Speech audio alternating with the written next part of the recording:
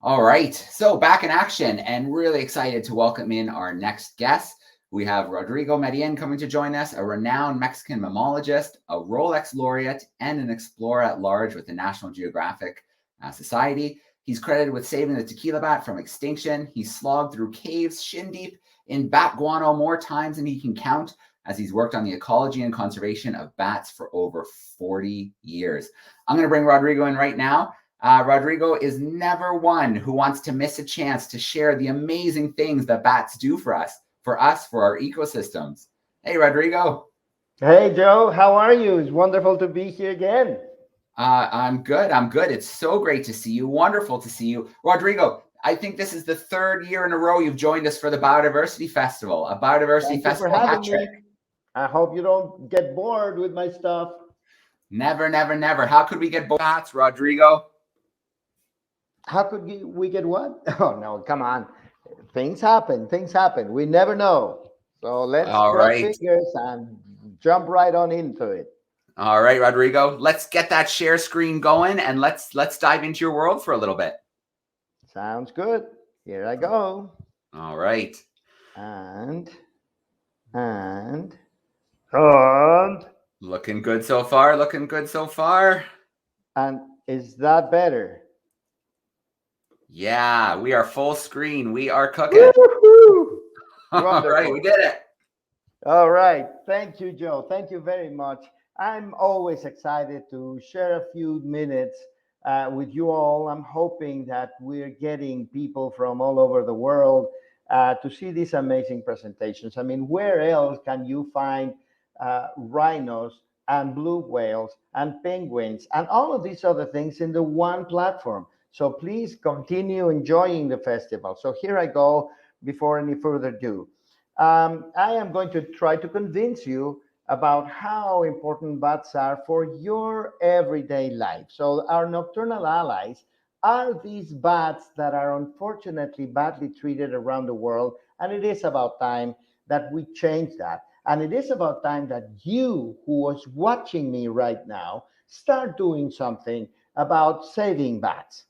Um, Let me give you a brief introduction about bats. Bats are the second most diverse order of mammals, and very clearly, and I'm going to raise the case about that, the most morphologically and ecologically diverse group of mammals. There's more than 1,400 species of bats in the world, and Mexico, my country, has 140. There's only 5 countries in the world that have more species than Mexico. So start thinking about that, and maybe if you put it, if there's some kind of chat in this thing, post it there. Maybe Joe will give you a prize. There's a lot of very diverse diets, and they're extremely abundant in the tropics and in some temperate areas. And how is that projected into our everyday lives? Well, look at this incredible collage of only 12 of Mexico's 140 species of bats. You can see here that there's bats with enormous ears, bats with tiny ears, well, bats with huge eyes, bats with tiny eyes, bats with elongated rostra like that, snouts and so on, and bats with a very, very short snout. And all of that reflects their natural history, their biology, their diet. Okay, so let's look at the diet. 3 out of every 4 bat species feed on insects, and they can build up colonies up to millions of bats in one cave. There's about 12% of the bats that feed on fruits, and those are more abundant than all frugivorous birds that you see in the tropics put together. And those bats can compile colonies of up to hundreds of thousands of bats in one cave. Then we have about 10%, about 140 species, that feed on nectar and pollen.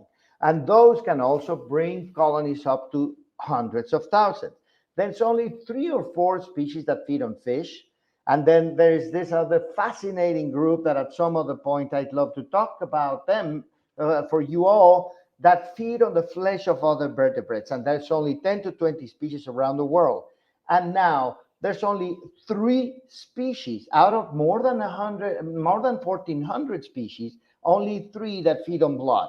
And because of those that are also very innocent, we name them all envoys of the devil and a pest and so on. It's really not fair. So let's look at what they actually do for us.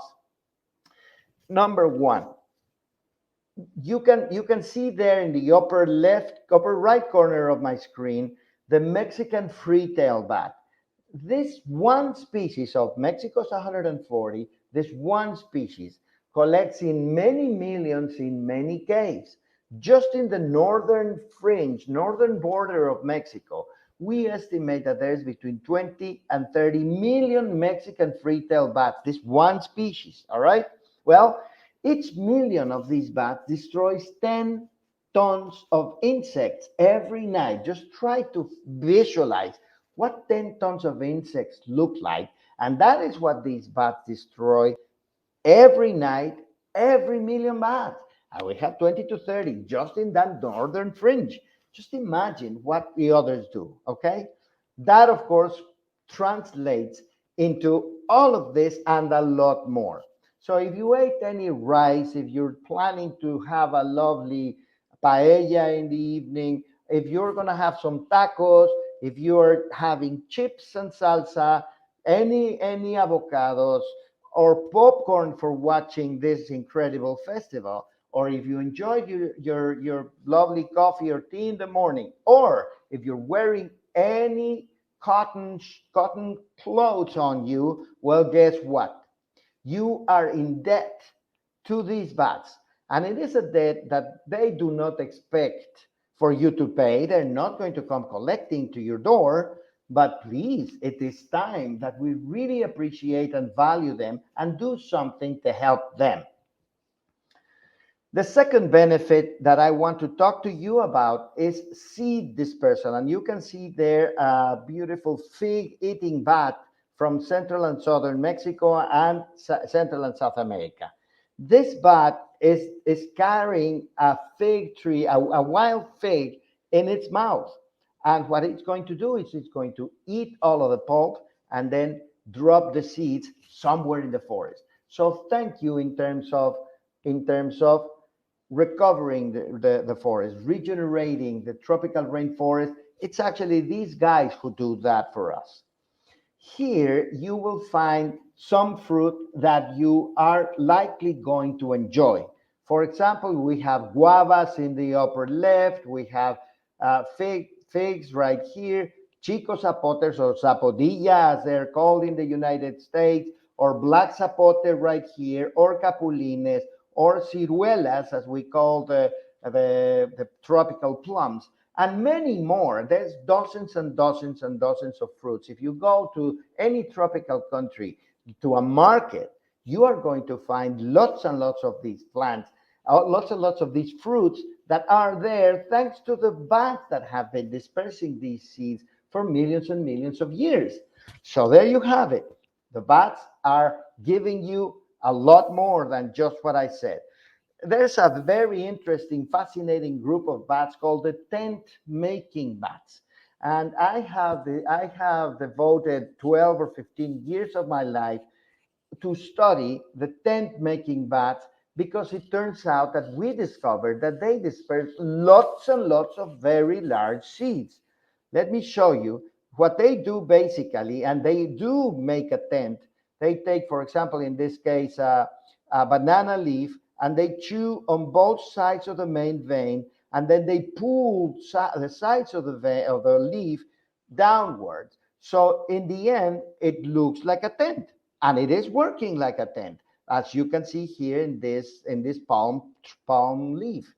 So when you go to the tropical forest of Chiapas, Mexico, this is what you see, and you see this droopy-looking palm leaf, right? Well, if you go under it and look up, this is what you see.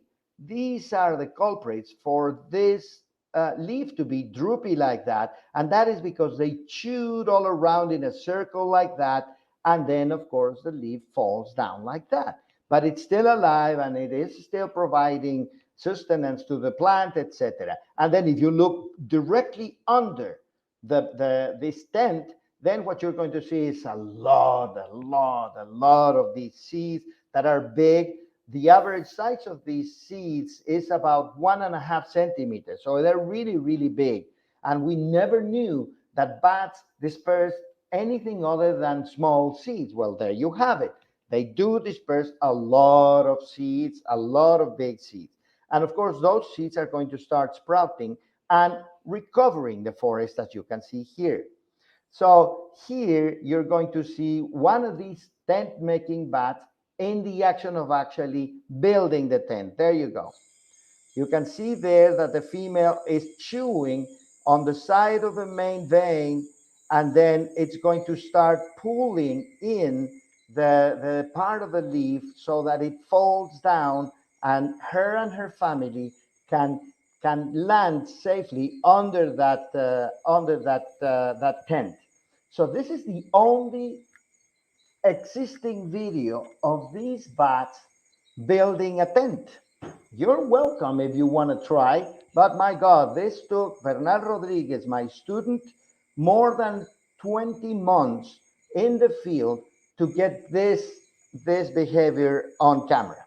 All right. Let's go to the next benefit, which is pollination. I cannot say that this is my favorite because everything is my favorite. I mean, who wouldn't like to enjoy a taco or having a lovely cotton shirt, right? Or having a nice cup of coffee? Well, those are the insect eating bats. And then who wouldn't want to like to enjoy those tropical fruits? Well, those are the fruit eating bats. Now we're going to the pollinating bats. And let me show you here this bat. I filmed this video not 10 days ago in the north of Mexico, in the Pinacate Desert, in the Sonoran Desert. And you can see that the bats are visiting the saguaro flowers. That's what we call these flowers, the saguaro flowers. There it goes again. Look at that.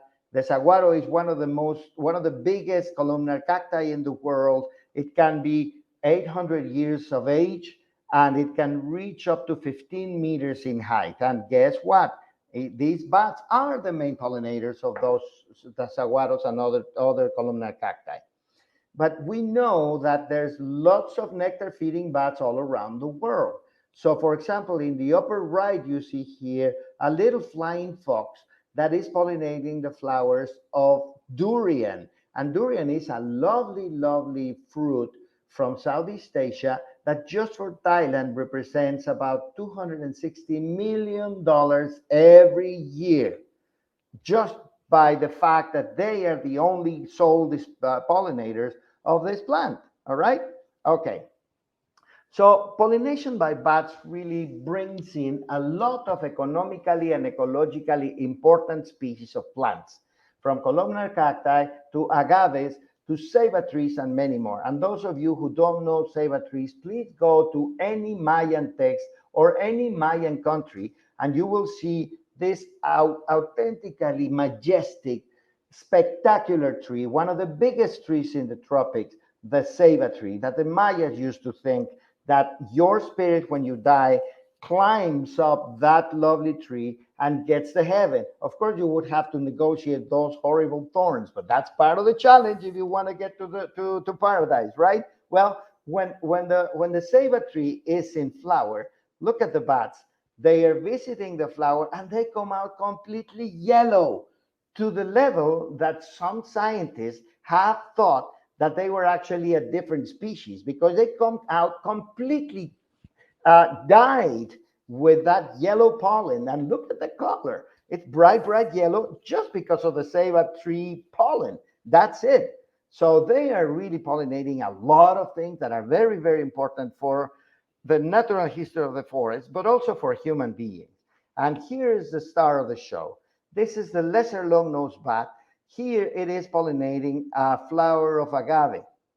Please note that there may be some people that will tell you that these bats are limited by the amount of agaves that are out there in the field. That is not true. That has never been demonstrated. What is true is that, yes, agaves are disappearing because we are using them for other issues. But these bats have a lot of other species of plants that they can feed on, and they really do not depend 100% on the nectar and pollen of agaves. Okay, so what we've done over the past it's 12 years now, 8 years now, is working with the tequila and mezcal industry and trying to explain to them how important these bats are for their industry. And then we ask them to allow 5% of the flowers, 5% of the plants to flower. They usually harvest every plant before they flower because that way they maximize the amount of sugar in the head, in the agave head. And of course, that maximizes the amount of alcohol that they end up producing. But we have been able to work with a very large number of producers of tequila and mezcal, in which what we're asking is, okay, so you're not going to harvest the 100% of the plant. You're going to harvest 95%, and then you leave that 5% for the bats. And then the University of Mexico and the Tequila Interchange Project, which is an amazing organization composed of bartenders, tequila producers, tequila brands, and so on and so forth, will give you this label that is going to go right on your bottle right here, telling the consumer exactly what's going on. You are buying this bottle and you are helping this producer to help the agaves by allowing the bats to come and visit those flowers. This is a lovely love story between bats and agaves. Why not? Think about it next time you are drinking some tequila. So there's lots and lots of reasons to protect bats, but still, unfortunately, more than 200 species of bats are endangered around the world. Many roosts continue to be destroyed. And unfortunately, COVID and its fake news have not helped the cause of bats. Please, if you have ever considered that we got COVID from bats, erase that from your memory because that is absolutely not true. That is fake. If you are going to get COVID, unfortunately, it is from another human being. If a bat flies by you, you are not getting COVID. If you go into a cave, you are not getting COVID. If you have bats living in your belfry, you are not getting COVID. Bats did not give us COVID, all right? Okay, so in sum, and to finish, we really owe a lot of our food and clothes and benefits to bats. And a lot of the functioning of the ecosystems, from the temperate to the tropical areas, from sea level to the highest mountains, we owe it to bats. And nobody's thanking them. It is really high time that we realize that losing our bats will have a significant impact on the life quality of our everyday lives. So please spread the message. You, as an individual human being, need bats. And on top of that, bats are really, really cool. So please get involved and remember that bats do need you. And thank you very much. If you want to learn more about bats, follow me on Instagram, in YouTube, in Twitter, and we'll see you around in the world of bats. And thank you very much. All right. Rodrigo, thanks for another super informative presentation. I think anybody who watches that can see all of the things bats do for us. They don't ask for anything in return, and there's no way we could replace all of those ecosystem services that they provide. Exactly. I mean, the point here is that these are invisible to our eyes, or when they become visible, the bats, they are a source of fear.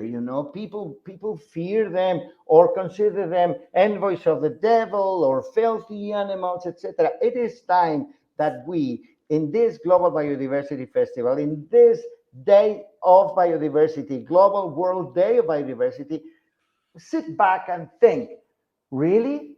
Bats do not deserve that negative connotation. So let's change it one by one. And I hope all of these people who are watching you right now will bring this to heart and start making changes in their lives to respect and to value and to love bats, and then become bat defenders from now on.